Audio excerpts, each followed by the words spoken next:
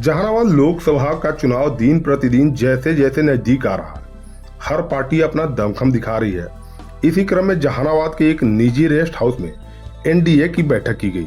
बैठक में सभी एनडीए के कार्यकर्ता और जिला अध्यक्ष शामिल हुए। बैठक में एनडीए प्रत्याशी चंदेश्वर प्रसाद चंद्रवंशी का समर्थन करने का फैसला लिया गया।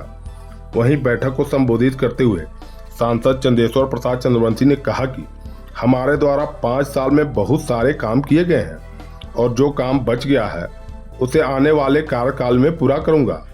वहीं सांसद ने कहा कि नीतीश कुमार एवं केंद्र की मोदी सरकार के नेतृत्व में देश विकास की ओर बढ़ रहा है और हम यही जनता से अपील करेंगे कि मोदी जी एवं नीतीश कुमार के हाथ को मजबूत करें। बैठक में काफी संख्या में कार्यकर्ता मौजूद रहे।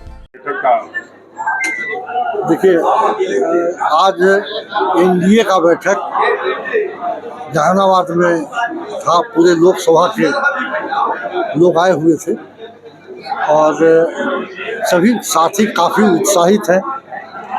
और जिस तरह से आदरणीय प्रधानमंत्री जी का और आदरणीय मुख्यमंत्री जी का देश और बिहार में काम हुआ है, सभी वक्ता करीब इस बात को दोहराए कि 2005 के पहले क्या था बिहार और 2005 के बाद एनडीए के साथ नीतीश कुमार जी जब सत्ता में आए तो बिहार को किस तरह से बदला और बिहार को किस तरह से सीमित संसाधन, खजाना खाली था।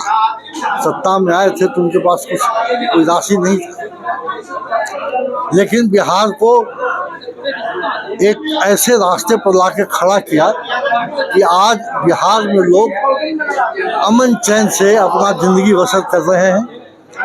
जो लोग गांव छोड़कर शहर में जाकर बस गए थे और अपना खेती बेचना भी चाहते थे, कोई खरीदने वाला नहीं था।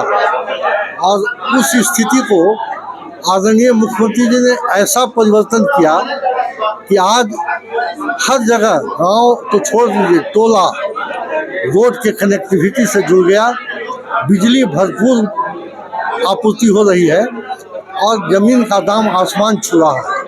लोग ज़मीन बेच के रोजगार कर रहे हैं, कई एक तरह के अपना एजुकेशन, बड़े बड़े लोग इंडस्ट्री लगा रहे हैं। तो बिहार को जिस तरह से आदरणीय मुख्यमंत्री जी ने आगे बढ़ाने का काम किया है, अब 2005 के पहले जो विपक्ष के लोग हैं उनको भी 15 वर्ष मौका मिला था, लेकिन उस समय क्या था देश का स्थिति, प्रदेश का स्थिति, स्कूल में भवन नहीं था, अस्पताल भवन गिर चुका था, कहीं रोड नहीं था, अराजकता की स्थिति थी। घर से आदमी कहीं जा नहीं सकता था। स्टेशन पर जब उतरता था 3 बजे जहानाबाद, तो वो आदमी डर से घर नहीं जाता था। ऐसा माहौल था, अक्रांत था पूरा प्रदेश। स्थानीय मुद्दे पे भी ध्यान।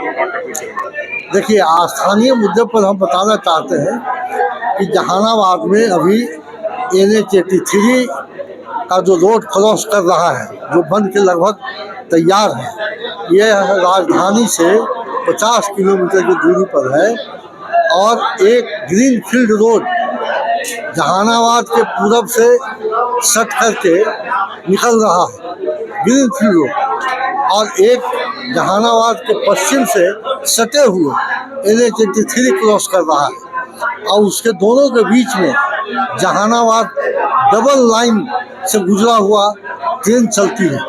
अब वैसी स्थिति में आप अंदाज कर लीजिए कि कुछ दिनों में जो उद्योगपति पटना में व्यापार कर रहे हैं, जैसे ही रोड सब चालू होगा, आप मान लीजिए कि जहानाबाद में लोग बिजनेस सेंटर बनाएंगे और जहानाबाद काफ़ी विकसित होगा। इसके अलावा हम बताना चाहते हैं आपको कि अंडरपास की जो स्थिति थी, अरवल से जाने की जो रास्ता है, उस रास्ते पर सदियों से लोग परेशान थे। पानी वाटर लॉगिंग लगा रहता था, नीचे माताएं बहनें गिरती थी। लेकिन आज स्थिति है, उसका एस्टिमेट सेंक्शन हो गया, उसका DPR बन गया है, अब उसमें सॉइल टेस्टिंग हो रहा है और उसका आदेश हमने कराया। आदरणीय गडकरी जी को हम धन्यवाद देते हैं कि 1100 करोड़ का प्रोजेक्ट स्वीकृत हो चुका है।